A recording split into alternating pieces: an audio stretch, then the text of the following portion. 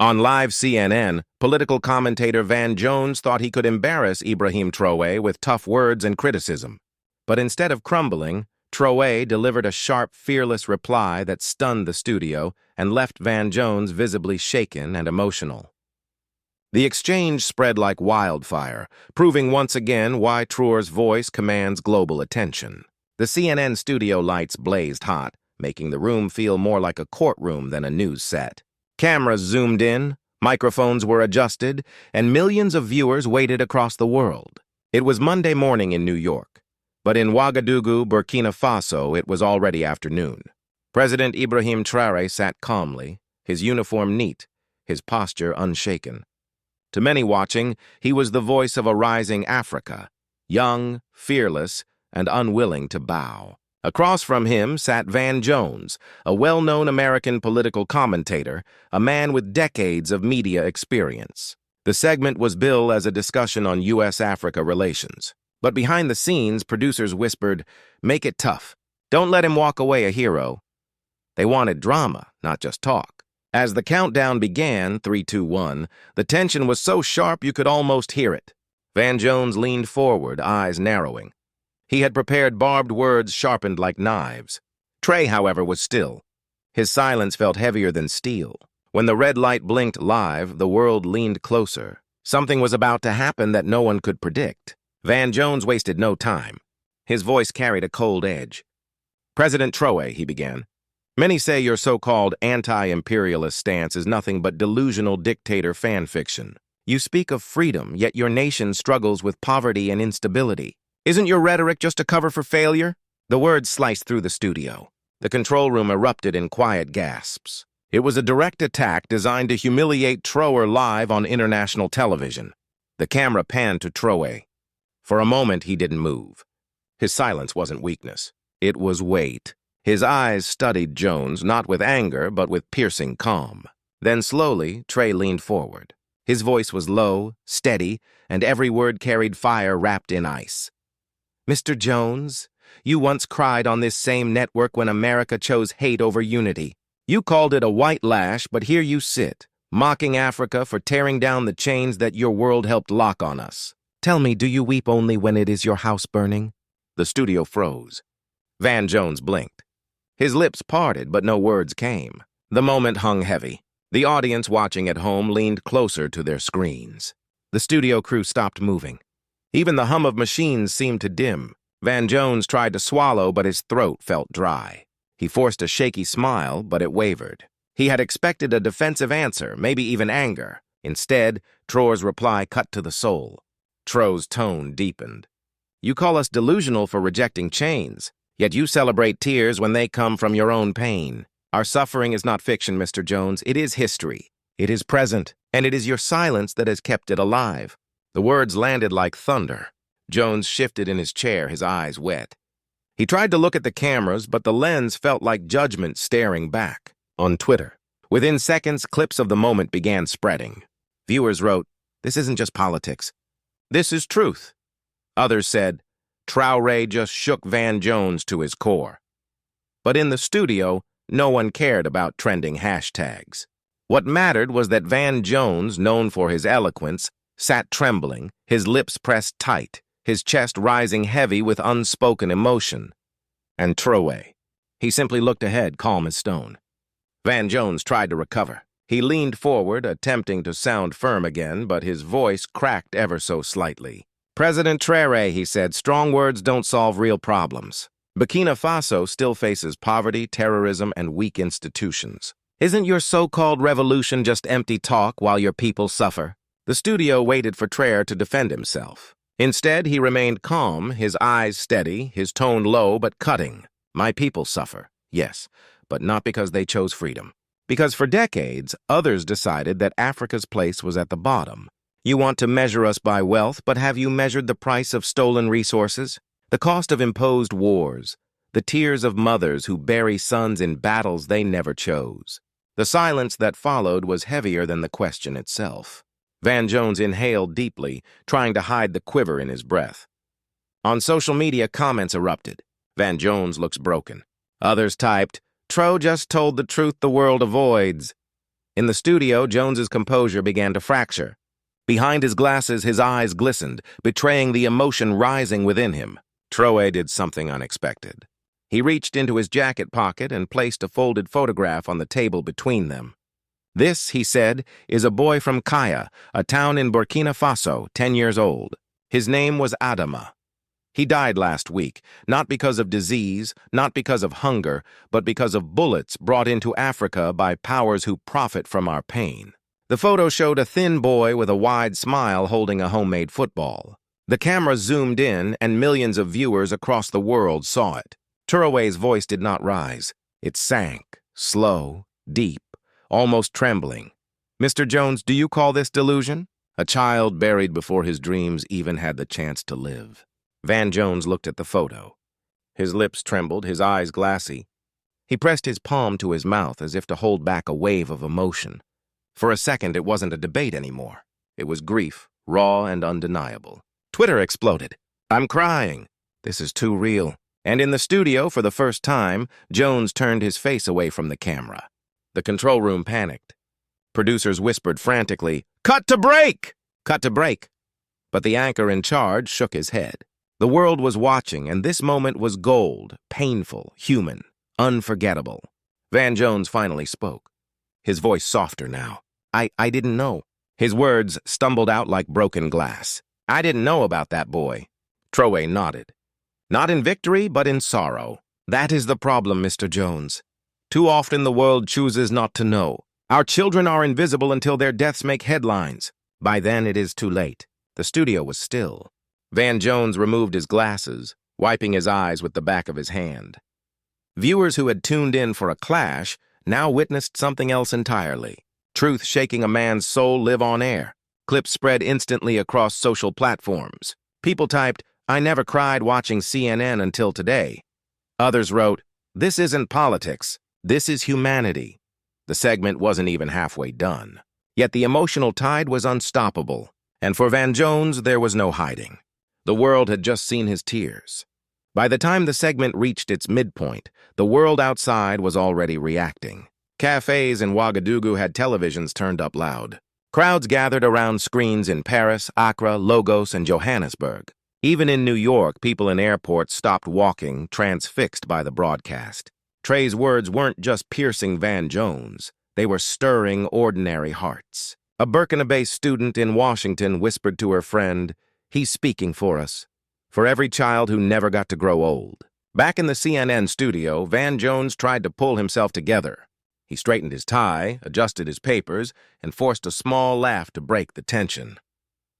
"Mr. President, you're a powerful speaker, but speeches don't change facts on the ground. Isn't it true you're isolating your country from allies who could help?" But instead of answering right away, Traoré turned his eyes to the camera, looking directly into the homes of millions. His voice softened, almost like he was speaking to each viewer personally. "Allies do not steal your bread while claiming to feed you. Real allies do not profit from your weakness." People watching around the world felt chills. The control room couldn't contain it anymore. Reporters' phones buzzed nonstop with messages from editors. "This is everywhere. Clip it. Push it out now." Twitter, Facebook, TikTok, all platforms carried Trey's face, his calm gaze, his piercing words. But inside the studio, Van Jones's struggle grew more visible. He rubbed his temples, his breathing unsteady. The man known for sharp analysis now looked small, cornered by truth he hadn't expected. Traoré leaned forward, his tone sharper now.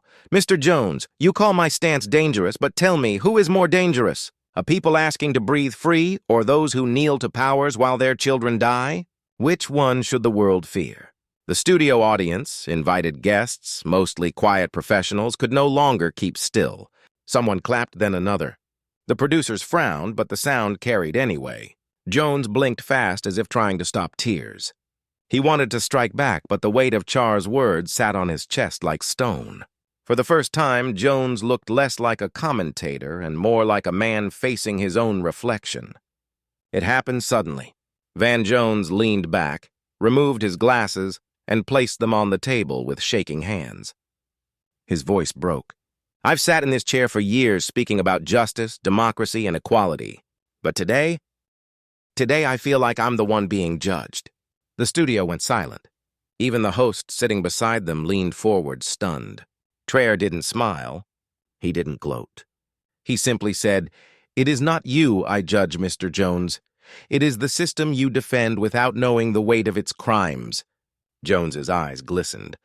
He whispered almost to himself, "Maybe I have been blind." Clips of that moment spread online faster than wildfire. Hashtags trended. Traoré truth. Van Jones breaks. Africa speaks. In Burkina Faso, people cheered in the streets. In America, some viewers wept quietly, realizing they were hearing something rarely said on mainstream TV.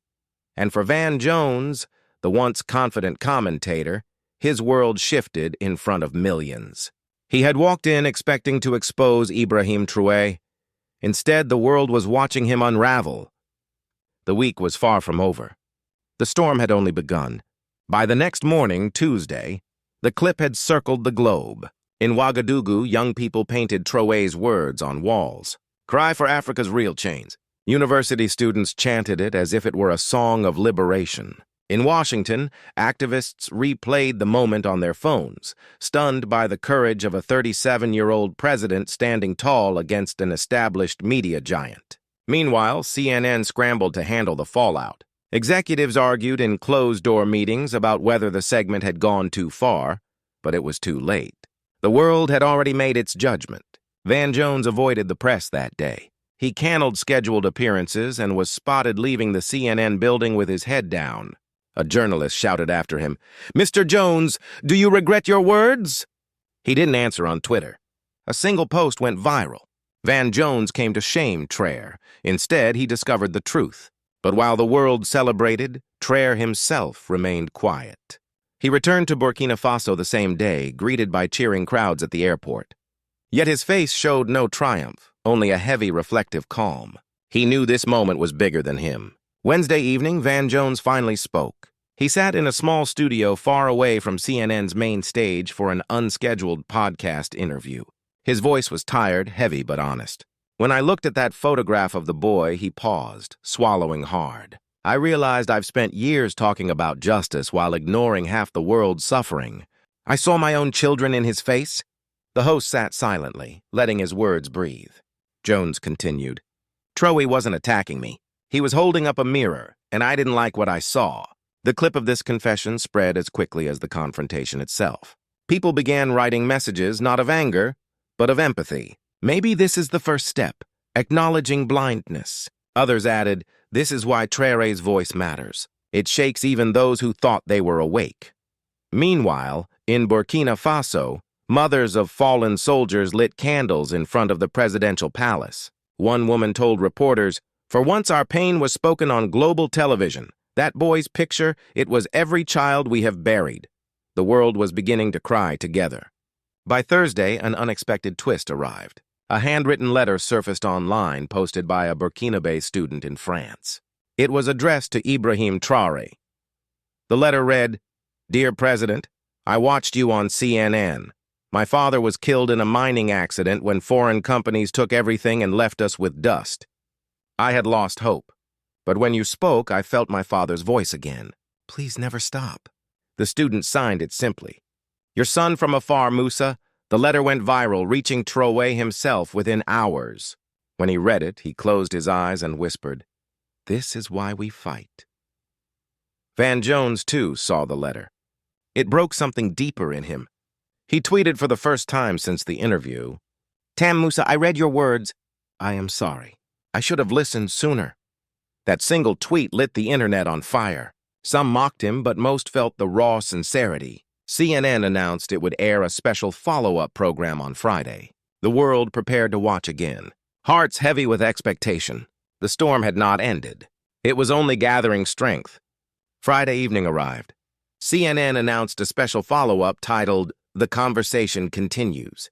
The world tuned in, waiting to see if the fire from Monday's clash would burn again. Van Jones sat in the studio visibly humbled. His posture was different, less forceful, more reflective. Across from him, Ibrahim Traoré appeared on video link from Ouagadougou, wearing his military uniform, his face calm but stern. The host asked the first question, "Mr. Jones, after what happened earlier this week, what have you learned?" Jones exhaled slowly. I learned that words can blind you when you think you're the teacher, not the student. President Traoré reminded me that truth doesn't need a stage. It needs courage. The audience in the studio clapped softly. Cameras turned to Traoré, who nodded gently.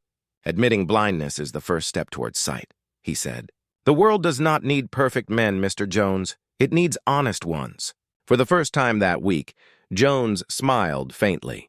Though his eyes remained moist, the conversation felt less like a debate and more like a confession shared before millions. As the program continued, CNN surprised its viewers. They played video clips sent from across the world. A mother in Mali held her child and said, "President Traoré spoke my pain." A student in Chicago added, "This moment woke me up. I didn't know Africa's struggles were tied to our politics here." A miner in Burkina Faso, his clothes covered in dust, whispered into the camera. Finally, someone told the truth on our behalf. The clips rolled one after another, and Van Jones bowed his head lower with each testimony. He wasn't just facing Traoré anymore. He was facing millions of voices rising together. Traoré spoke quietly. This is not about Burkina Faso alone. This is about every corner of the earth where power crushes dignity. If the world listens today, maybe tomorrow a boy like Adama will live to play football instead of becoming a grave. The studio fell silent. Even the anchor's eyes glistened. Social media exploded with tears, prayer emojis, and words like, "I can't stop crying." It was no longer just an interview. It was a movement unfolding on live television. At the end of the program, something extraordinary happened. Van Jones turned directly toward the camera. His voice trembled. "To the people of Africa," he said to the mothers, the children, the fathers who carry the weight of chains you did not choose, I am sorry. And to President Traoré, thank you for not sparing me from the truth. The studio went still.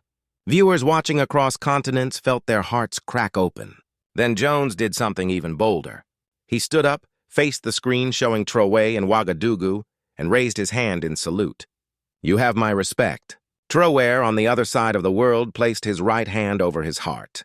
His words were steady. "Respect is not mine, Mr. Jones. It belongs to the people who refuse to stay silent. Let us honor them together." Tears rolled down Van Jones's cheeks. He didn't wipe them away. The cameras caught every drop. The image of the two men, one in New York, the other in Burkina Faso, connected by truth, spread across the internet like wildfire. The week still had one final chapter to write. By Saturday evening, the world wasn't just watching. It was moving. In Ouagadougou, thousands gathered with candles holding pictures of lost children and loved ones. They chanted Traoré's words, "Cry for Africa's real chains." In Paris, Africans in the diaspora marched silently through the streets, carrying banners that read, "We are not delusions. We are human." Even in Washington, a small group of students stood outside CNN headquarters holding candles in solidarity. A passerby asked them, "Why are you here?" One young woman replied through tears, "Because truth shouldn't die on television. It should live in us." Van Jones watched the coverage from his home. For the first time in years, he wasn't preparing talking points or sound bites. He was simply listening. He whispered to himself, "They're right. This isn't about me. It's about the chains I never saw."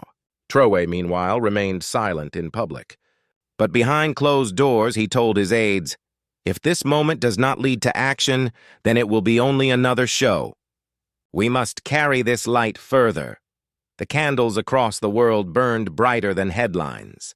Something deep had been awakened. Sunday morning, Traoré finally spoke again. He stood before a crowd in Ouagadougou, microphones capturing every word.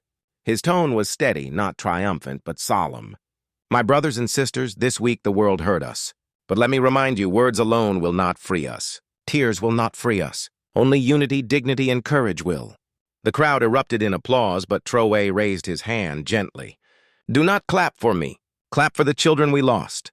Clap for the mothers who bury their sons. Clap for Africa that refuses to kneel." Meanwhile, Van Jones appeared on a smaller CNN panel, his voice softer than ever. "What happened this week is not just about Burkina Faso. It's about listening to voices we silenced for too long. I will not pretend I have the answers, but I will listen differently now." For once, the applause wasn't for clever debate. It was for humility. Across the world, people felt part of something larger. A movement born not from violence, but from words. Words that cut chains instead of forging them. The week was nearing its end, but its echo was only beginning. Monday marked exactly 1 week since the fateful CNN exchange. The clip had been replayed millions of times, but it wasn't just a viral moment. It had become a turning point. That night, Van Jones sat alone in the CNN studio,